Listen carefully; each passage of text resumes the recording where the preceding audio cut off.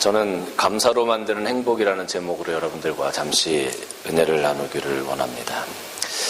오늘 여기 시편 50편 말씀을 보면 아삽의 시라고 이렇게 타이틀이 되어져 있는데, 아삽은 다윗 시대에 그 성전에서 성가대를 인도했던 성가대장의 역할을 감당했던 사람이었습니다.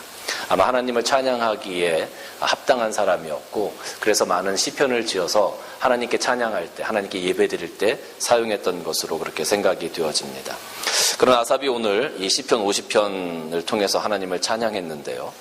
오늘 이 시편 50편 말씀을 가만히 보면 예배가 형식적으로 드려지는 것에 대해서 이 아삽이 또 하나님께서 책망을 하고 있는 그런 부분들이 먼저 나오게 됩니다.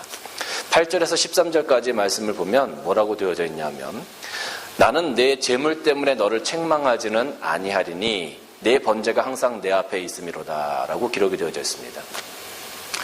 하나님께서 이스라엘 백성들을 책망할 것이 없다는 거예요. 재물 때문에 책망하지는 않겠다는 거죠. 이스라엘 백성들이 하나님 앞에 제사를 드릴 때 가져와야 하는 재물들의 상태, 그런 어떤 기준이 있었습니다. 절지 않고 병들지 않고 흠이 없고 이런 것들을 가지고 와서 하나님 앞에 제사 드려야 했었습니다. 아마 이 8절 말씀을 보니까 내 재물 때문에 너를 책망하지 않겠다라고 말씀하시는 것을 보면 이스라엘 백성들이 제대로 하나님의 그 규례를 지켜서 제사를 드렸던 것으로 생각이 되어져요. 이스라엘 백성들은 하나님께서 정하신 그 규례대로 잘 예배를 드렸습니다. 제사를 드렸습니다. 그런데 문제는 뭐냐 하면, 내가 내 집에서 숫소나 내 우리에서 수념소를 가져가지 아니하리니 이는 살림의 짐승과 무산의 가축이 다 내 것이다. 산의 모든 새들도 내가 아는 것들이며 들의 짐승도 다 내 것이다. 내가 가령 줄여도 내게 이르지 아니할 것은 세계와 거기에 충만한 것이 다 내 것이다. 내가 숫소의 고기를 먹으며 염소의 피를 마시겠느냐. 이렇게 13절까지 기록이 되어져 있어요. 이스라엘 백성들이 가져온 제물들이 굉장히 좋았어요. 상품의 제물들이었습니다. 하나님께서 기뻐하실 만한 제물들이었어요. 하나님께서 말씀하신 것에 전혀 위배되지가 않았습니다. 그런데 하나님께서 그 제물들에 대해서 얘기를 하실 때, 하나님께서 내가 과연 너희들이 드리는 그 제물을 위해서 너희들을 불렀겠느냐라고 지금 말씀하시는 거예요. 내가 먹을 게 없어서 너희들에게 제물을 요구하겠느냐고 지금 말씀하시는 거예요. 세상에 들에 있는 모든 것들이 다 내 것이고 산에 있는 모든 것들이 다 내 것인데 내가 너희들에게 그 재물을 위해서 너희들을 나에게 오라고 말했겠느냐라고 지금 하나님께서 말씀하시는 거예요. 하나님께서 이스라엘 백성들에게 원하셨던 것들은 재물이 아니었습니다. 제사를 하나님께 드릴 때 좋은 재물을 가져와서 흠과 티가 없는 것을 가져와서 하나님께 드리는 거 굉장히 중요해요. 마음과 정성이 거기에 그렇게 실려 있다라는 거죠. 하나님께서 원하셨던 것은 14절과 15절 말씀 보면, 감사로 하나님께 제사를 드리며 지존하신 이에게 내 소원을 갚으며 환난 날에 나를 부르라. 내가 너를 건지리니 내가 너를 영화롭게 하리라. 감사로 하나님께 제사를 드리는 것, 하나님께서 사실은 이걸 원하셨던 거죠. 이스라엘 백성들이 하나님 앞에 나올 때 흠없는 제물을 가지고 나왔습니다. 하나님께서 드리라고 하니까, 그게 율법이니까 안 지키면 안 되니까 그들이 그런 제물을 가지고 나왔어요. 그런데 그들의 마음은 그 제물과 함께 하나님 앞에 드려지지 않았다는 거죠. 율법이 그렇게 되어져 있으니까 내가 하나님 앞에 가야지. 1년에 3번 내가 하나님 앞에 가야지. 그러면서 그들은 나왔던 거예요. 그런데 우리가 하나님 앞에 나올 때 하나님께서 우리에게 허락하신 그 은혜를 생각하면서 정말로 내가 하나님 앞에 나가고 싶은 그 갈증, 갈망함, 그런 소망, 소원, 하나님께 대한 그 감사함, 그런 마음을 가지고 하나님 앞에 나와서 예배드리고 제사를 드려야 되는데 이스라엘 백성들 마음 가운데 그런 감사함이 없었다는 거죠. 여러분, 이 모습을 가만히 보면 오늘날 우리 현대교회의 그리스도인들의 어떤 예배의 모습과 많이 오버랩되는 것들을 생각하게 됩니다. 사람들이 작은 개척교회 오지 않고 큰 교회 가는 이유가 조금 편안하게 예배드리기 위해서, 그냥 주의를 안 지킬 수는 없으니까 예배는 드려야 되겠고, 그래서 예배 뒷자리에 앉았다 가는 사람들이 얼마나 많이 있습니까? 주일날 예배를 드리러 오긴 하지만 하나님에 대한 어떤 그런 열정과 사랑과 감사와 그 은혜에 대한 정말로 북받쳐 오르는 그런 감동을 가지고 오는 것이 아니라, 주일이니까 예배 드려야 되니까. 안 가면 목사가 전화하니까. 그래서 예배 드리러 오시는 분들이 얼마나 많아요. 근데 하나님께서는 어떻게 보면 우리가 형식적으로는요, 하나님 앞에 흠없는 그런 재물을 가지고 나왔던 이스라엘 백성들과 별반 다를 바가 없어요. 똑같아요. 예배의 모습은 너무 아름다워요. 성가대가 찬양을 하고, 또 멋있는 그 반주도 있고, 피아노 소리도 듣고, 오케스트라가 있고, 예배의 모습은 너무나 아름다워요. 그런데 거기에 정말로 하나님께서 원하시는 게 빠졌다는 거죠. 나에게 베풀어 주신 그 은혜, 하나님께서 나를 사랑해 주셨던 그 사랑에 대한 감사함, 하나님을 향한 나의 사랑이 빠졌다는 거죠. 하나님께서 기뻐하시는 예배의 모습이 아니라는 겁니다. 사람들의 귀에는 좋을 줄 몰라요. 사람들의 눈에는 멋있는 예배가 될지 몰라요. 그러나 하나님께서 기뻐하시는 예배가 아니라는 겁니다. 하나님께서 기뻐하시는 예배는 아름다운 모습, 형식도 중요하지만 그 안에 우리가 어떠한 마음을 가지고 하나님 앞에 나왔느냐가 사실 굉장히 더욱더 중요한 겁니다. 감사로 하나님께 제사를 드리는, 감사함을 가지고 하나님 앞에 나와서 예배 드리는 그런 감사의 예배가 하나님께서 정말 기뻐하시는 예배의 모습이라는 거죠. 여러분, 우리가 하나님 앞에 헌금을 하고 우리가 시간을 헌신하고 하나님 앞에 봉사하고 교회를 세워나가기 위해서 애쓰고 힘쓰고, 그러나 그 가운데 하나님을 향한 감사의 마음이 없다면 하나님께서 기뻐하시지 않는 모습이 될 수 있어요. 저는 2018년도 이 한 해가 여러분들이 정말 하나님 앞에 감사함으로 나와서 예배드리시고 또 하나님께서 주시는 그 은혜가 날마다 넘쳐남으로 말미암아 그 사랑에 감격해서 정말 눈물을 흘리며 하나님 앞에 나오는 그런 예배를 드리시기를 주님의 이름으로 간절히 축원합니다. 창세기 4장을 보면 가인과 아벨의 예배가 나와요. 가인과 아벨이 하나님 앞에 제사를 드립니다. 1년 동안 열심히 일해서 열심히 곡식을 가꿔서 가인은 곡식으로 예배를 드렸고 아벨은 자기 그 첫 양의 첫 소산으로 하나님께 제사를 드렸어요. 근데 참 이상한 것은 하나님께 똑같이 예배를 드렸는데 가인의 예배는 받지 않으시고 아벨의 제사는 받으셨단 말이에요. 성경학자들이 이것을 두고 아주 말이 많습니다. 왜 가인의 예배는 받지 않고 아벨의 예배만 받으셨을까? 아벨은 어린 양의 피로 예배를 드렸기 때문에 그것이 예수 그리스도의 보혈을 상징하는 것이고 이런 여러 가지 얘기들이 많이 있어요. 근데 저는 이것을 조금 이 문제를 놓고 저도 많이 생각을 했는데 물론 그럴 수도 있겠다라는 생각이 들어요. 해석하기에 따라서는. 그런데 제가 오늘 좀 더 집중하고 싶은 것은 가인과 아벨이 사실은 하나님께서 예배 드리라는 그 형식 그대로 예배를 드렸어요. 똑같이 예배를 드렸단 말이에요. 그런데 아벨의 예배는 받으시고 가인의 예배는 받지 않으셨다. 저는 그것을 이렇게 한번 생각을 해봅니다. 가인은 하나님 앞에 형식을 갖춰 예배 드렸지만 그 마음 가운데 하나님을 사랑하는 사랑과 하나님께 감사하는 감사의 제목들이 빠져 있었다고 저는 생각이 들어요. 아벨은 정말로 하나님께서 나에게 허락해 주신 모든 것에 대한 감사를 가지고 그 제사를 드렸던 것이 아닐까 하는 생각을 한번 해봤습니다. 그렇지 않고는 이 문제를 해결할 만한 그런 정답을 찾기가 굉장히 어려워요. 가인은 하나님을 알았고 하나님께 제사를 드렸지만 그 마음 가운데 하나님을 사모하는 사랑과 나를 인도하시고 나에게 베풀어 주신 그 은혜에 대한 감사의 제목들이 빠진 껍데기의 제사를 하나님께 드렸던 것이죠. 하나님께서는 그걸 원치 않으셨던 겁니다. 사실 우리가 우리의 삶이 하나님께 드려지는 예배라고 생각하면 우리는 매 순간순간 예배에 있어서 감사가 빠지면 안 된다는 것을 생각할 때 우리 삶이 예배라고 생각하면 매 순간순간 감사의 순간, 감사의 시간, 감사의 제목들을 놓치면 안 됩니다. 여러분들이 살아가는 24시간 동안 365일 동안 감사가 여러분의 삶 가운데 빠진다면 하나님께서 기뻐하시지 않는 삶의 예배를 하나님께 드리는 것밖에 되지 않는다는 거죠. 데살로니가전서 5장 18절 보면 범사에 감사라고 했죠. 모든 일에 다 감사라는 거예요. 근데 참 이게 너무 어려운 것 같아요. 우리가 얼마나 감사한지, 우리가 행복하고 좋고 우리가 정말로 즐거우면 하나님 감사합니다. 얼마든지 감사할 수 있어요.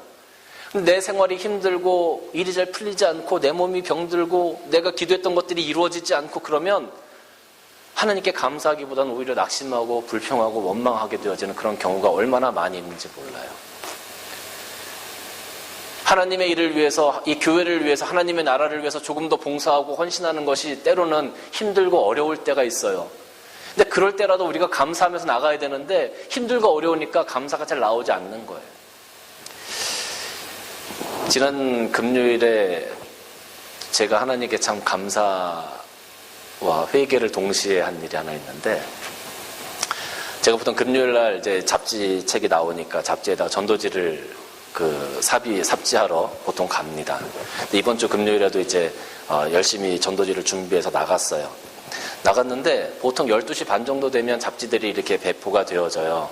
그러면 한 3시쯤 가면 이미 잡지가 한 반 정도는 없어지기 때문에 잡지가 나오자마자 삽질을 해야 될 수 있는 대로 많은 사람들이 그것을 가져갈 수가 있어요. 그래서 한 12시쯤, 12시 반쯤이면 그 잡지를 찾으러 갑니다. 리드콤에 갔는데 잡지가 없는 거예요. 그래서 내가 좀 일찍 왔나? 그렇게 생각하고 그 옆에 앉아서 이제 한 30분, 40분 동안 차를 한 잔 하고 한 3, 40분 뒤에 다시 갔어요. 근데 잡지가 또 없는 거예요. 그때 제 머릿속에 드는 생각이, 마지막 주하고 첫째 주는 잡지가 나오지 않는구나, 이 생각이 딱 드는데 제가 아싸 하나님 감사합니다.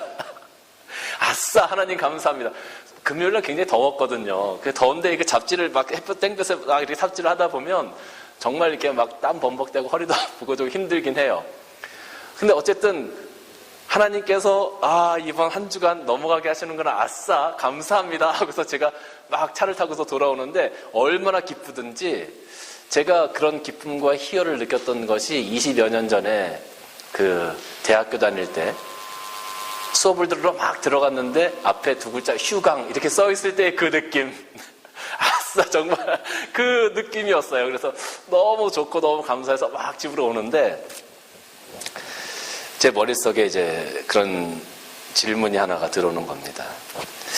야, 목사가 어떻게든지 전도지를 한 장 더 넣고 전도지를 한 장 더 나눠서 사람들이 하나님을 알게 하고 구원받게 하는 게 기쁜 거지, 그거를 안 돌린다고 아싸 하고서 하나님 감사합니다 하고 집에 룰루랄라 하고 오는, 이게 맞는 거냐 라는 질문이 제 머릿속에 들어왔어요.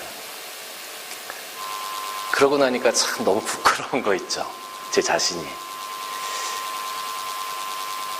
그 의문을 가지고 씨름하면서 너무 부끄러웠어요.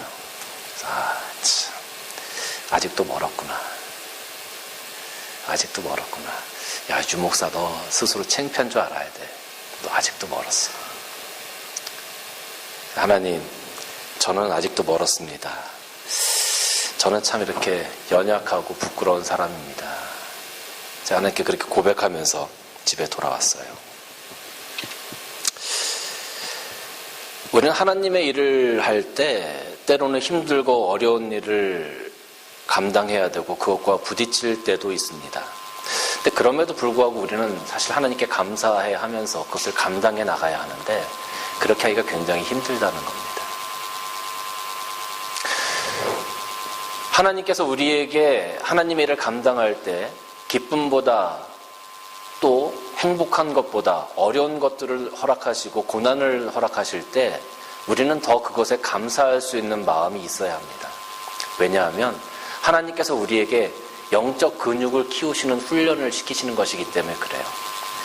여러분, 짐에 가서 운동을 하는 사람들이 500g짜리 이렇게 들고서 팔 운동을 하면 500g에 대한 그 근력이 붙겠죠.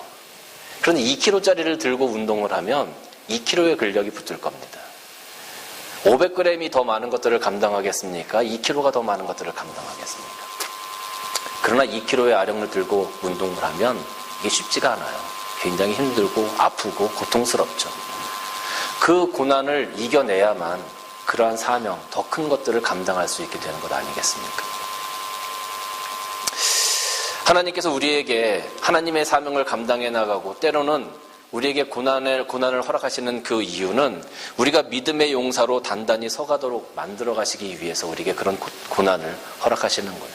그러니까 그런 고난이 올 때조차도 우리는 감사할 수 있는 그런 마음, 그런 마음의 신앙의 모습을 가지고 나가야 한다라는 것이죠. 고린도전서 15장 10절 말씀을 보면 이런 말씀이 있습니다. 그러나 내가 나된 것은 하나님의 은혜로 된 것이니 내게 주신 그 은혜가 헛되지 아니하여 내가 모든 사도보다 더 많이 수고하였으나 내가 한 것이 아니요 오직 나와 함께 하신 하나님의 은혜로다. 그랬습니다. 바울이 하나님의 사명을 감당하면서 죽을 고비도 넘기고 얼마나 많은 고난을 당했습니까? 얼마나 많은 수고를 했습니까?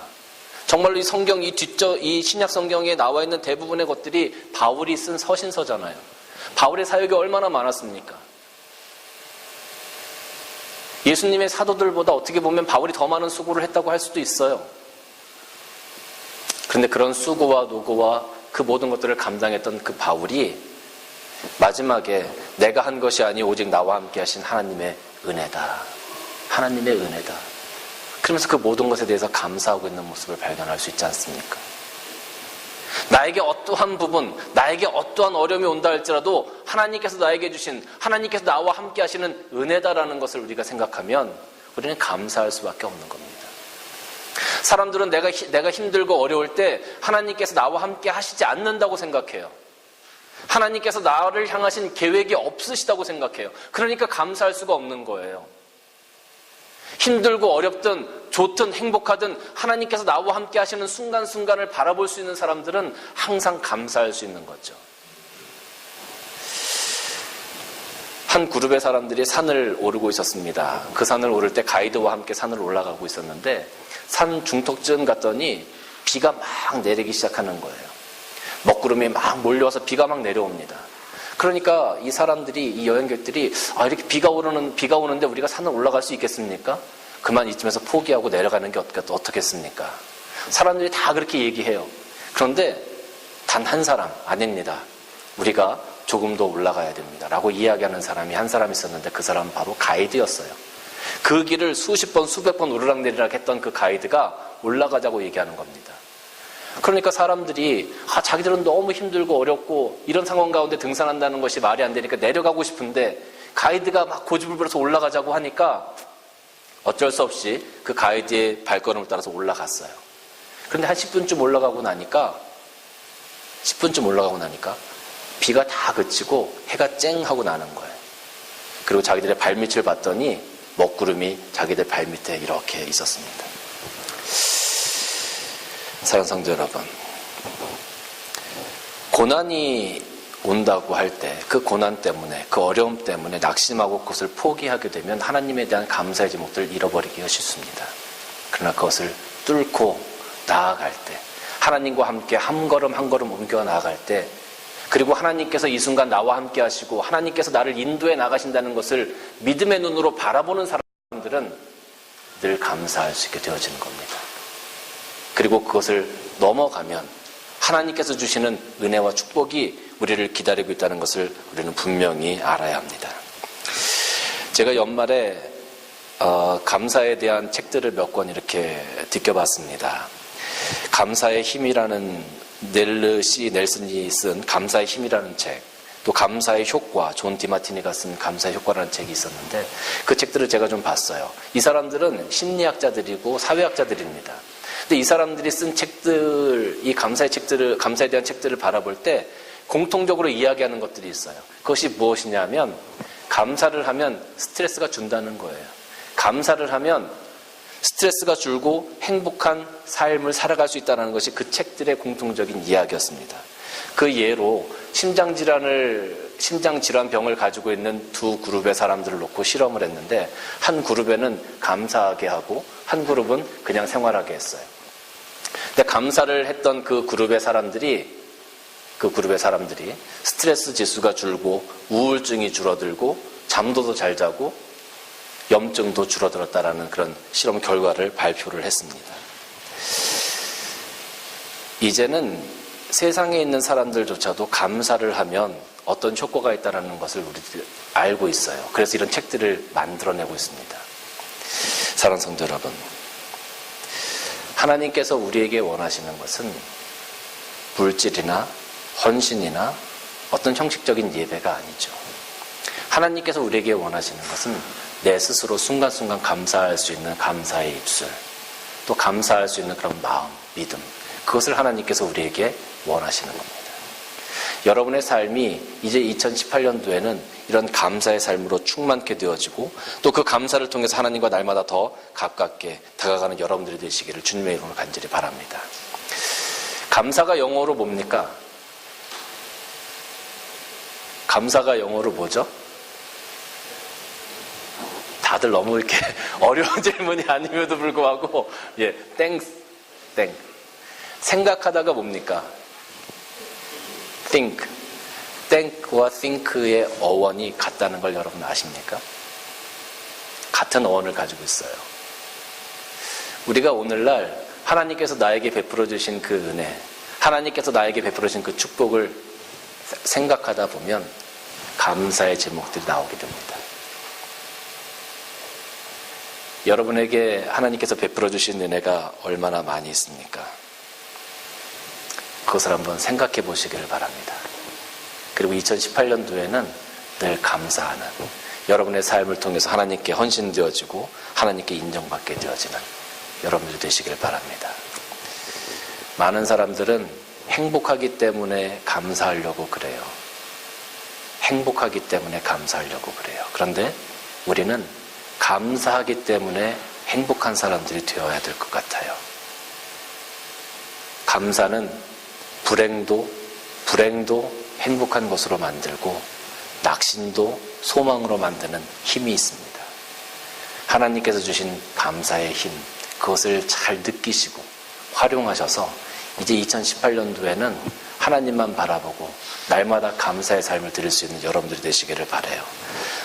말씀 한 구절만 보고 마치겠습니다. 빌립보서 4장 6절과 7절 말씀 보면 아무것도 염려하지 말고 오직 모든 일에 기도와 간구로 너희 구할 것을 감사함으로 하나님께 아뢰라.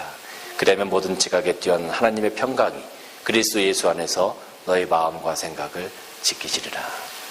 말씀 부여잡으시고 2018년 승리하시는 여러분들 다 되시기를 주님의 이름으로 간절히 축원합니다.